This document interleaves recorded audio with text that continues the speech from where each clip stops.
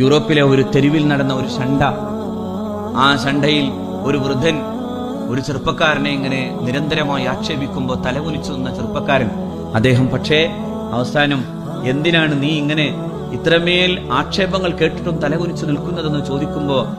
ആഗതനോട് ആ ചെറുപ്പക്കാരന്റെ മറുപടി ഇതായിരുന്നു, ഞാൻ അദ്ദേഹത്തിന് കാശ് തിരിച്ചു കൊടുക്കാണ്ടെങ്കിൽ ഇത്ര വലിയ ചീത്ത കേൾക്കണമെന്ന് ചോദിച്ചപ്പോഴാണ് ആ മനുഷ്യൻ പറഞ്ഞത്, അങ്ങനെ എന്നെ ഒരാൾ പഠിപ്പിച്ചിട്ടുണ്ട് 1400 കൊല്ലം. ആ മനുഷ്യന് ഒരു ജൂതൻ കടം കൊടുക്കാത്തതിന്റെ പേരിൽ തടഞ്ഞു നിർത്തുമ്പോൾ